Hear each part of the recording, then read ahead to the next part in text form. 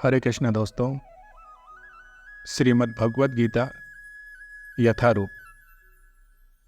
आज से हम भगवद गीता का अध्याय 9 परम गुण ज्ञान शुरू करेंगे। परम गुण ज्ञान को बताने से पहले भगवान श्री कृष्ण ने अर्जुन से बोला था, हे अर्जुन, इस गुप्त ज्ञान के विषय में उसको कभी ना बताया जाए जो मेरा भक्त नहीं है। अर्थात ये गुप्त ज्ञान उन्हीं के लिए है जो मेरे परम भक्त हैं, मुझ में विश्वास रखते हैं, मेरी भक्ति करते हैं। तुम मेरे मित्र हो, मेरे सखा हो, मुझ में यकीन रखते हो, इसलिए मैं तुमसे ये गुप्त ज्ञान कहने जा रहा हूं। सुनो अर्जुन, क्योंकि तुम मुझसे कभी नफरत नहीं करते, इसलिए मैं तुम्हें ये परम गुण ज्ञान बताने जा रहा हूं, जिसे जानकर तुम संसार के सभी कलेशों से मुक्त हो जाओगे। हे अर्जुन,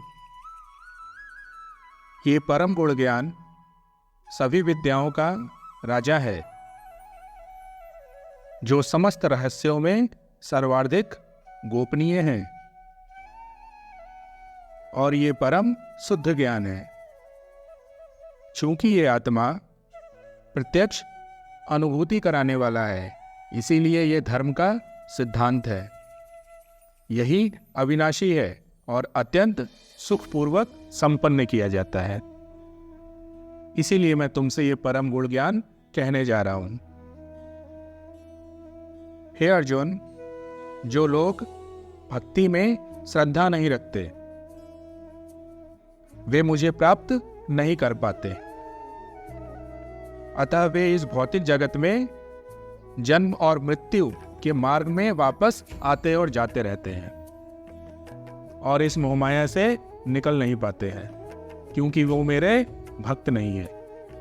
जो मेरा भक्त है, जो मुझ में विश्वास रखता है, वो इस माया में नहीं पड़ता और अंत समय में मुझ भगवत धाम को प्राप्त करता है। हे अर्जुन, ये समस्त जगत मेरे अव्यक्त रूप द्वारा व्याप्त है। समस्त जीव मुझ में हैं, किंतु मैं उनमें नहीं हूं। ये सारे जीव मुझसे ही प्रकट हुए हैं, मेरे ही अंश हैं। हे अर्जुन, तथापि मेरे द्वारा उत्पन्न सारी वस्तुएं मुझ में स्थित नहीं रहती हैं। जरा मेरे योग और ऐश्वर्य को तो देखो। यद्यपि मैं समस्त जीवों का पालन करता हूं और सब में व्याप्त हूं, लेकिन मैं इस विराट अभिव्यक्ति का अंश नहीं हूं, क्योंकि मैं सृष्टि का कारण स्वरूप हूं। जिस प्रकार वायु आकाश मंडल में प्रत्येक स्थान पर रहती है किंतु दिखाई नहीं देती है, उसी प्रकार समस्त उत्पन्न प्राणी को मुझ में स्थित जानो। अर्थात इस संसार में जितने भी प्राणी हैं, तुम ये मानो कि वो सभी प्राणी मेरे द्वारा ही उत्पन्न हुए हैं। मैंने ही सभी प्राणियों को जन्म दिया है। मैं ही इनका माता भी हूं, मैं ही इनका पिता भी हूं। हे कुंती पुत्र, इस संसार के खत्म होने पर, इस संसार का नाश होने पर, ये सारे प्राणी मेरे प्रकृति में प्रवेश करते हैं, अर्थात मुझ में समा जाते हैं। और जब मैं इस संसार को पुनः निर्माण करता हूं, तो ये सारे जीव मेरे द्वारा ही उत्पन्न होकर इस संसार में जाकर निवास करते हैं। अर्जुन, संपूर्ण विराट जगत मेरे अधीन है। ये पूरा संसार मेरे अधीन है। मेरी इच्छा मात्र से ये संसार चलता है। मेरी ही इच्छा से ये संसार हर बार खत्म होता है और हर बार उत्पन्न होता है।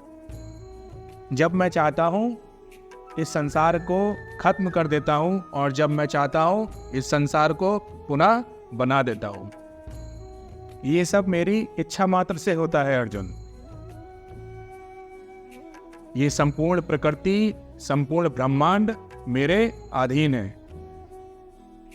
मेरी ही इच्छा से ये संसार चलता है और ये प्राणी सांस लेते हैं। हे धनंजय, ये सारे कर्म मुझे बांध नहीं पाते। मैं उदासीन की भांति इन सारे भौतिक कर्मों में सदैव विरक्त रहता हूं। अर्थात ये संसार मेरी ही इच्छा मात्र से चलता है। ये भौतिक प्रकृति मेरे अधीन है। जब मैं चाहता हूं बना देता हूं, जब मैं चाहता हूं बिगाड़ देता हूं। किंतु मैं उदासीन हूं, मुझे कोई कर्म नहीं बांध पाते। और जो व्यक्ति मेरी इस दिव्य प्रकृति को जानता है वो अंत समय में मुझ भगवत धाम को प्राप्त करता है। हे कुंती पुत्र, ये भौतिक प्रकृति मेरी ही शक्तियों में से एक है और मेरे ही अधीन कार्य करती है, जिसमें ये सारे चर और अचर प्राणी उत्पन्न होते हैं। इसके शासन में यह जगत बारंबार सृजित होता है और बारंबार विनष्ट होता है। हे अर्जुन, जब मैं मनुष्य के रूप में इस संसार में आता हूं तो मूर्ख व्यक्ति मेरा उपहास करते हैं, मेरा मजाक बनाते हैं। वे मुझ परमेश्वर के दिव्य स्वभाव को नहीं जान पाते,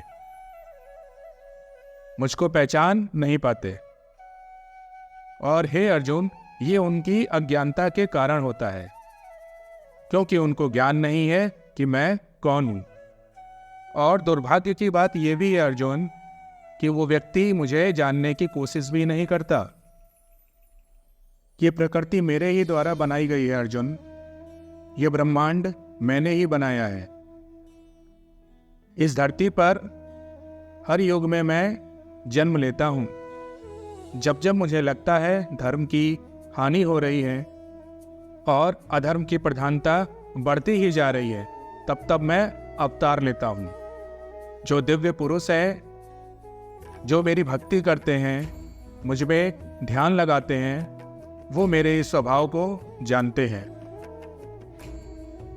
हे अर्जुन, जो लोग इस प्रकार मोहग्रस्त हो जाते हैं, मुझे पहचान नहीं पाते, वे आसुरी तथा नास्तिक विचारों के प्रति आकृष्ट रहते हैं।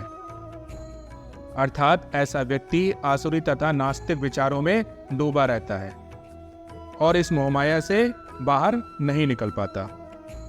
इस प्रकार ऐसे व्यक्ति का सकाम कर्म तथा ज्ञान का अनुशीलन सभी निष्फल हो जाते हैं और ऐसा व्यक्ति जन्म और मृत्यु के चक्र में फंसा रहता है और मुझ भगवान को नहीं जान पाता। हरे कृष्णा, हरे कृष्णा।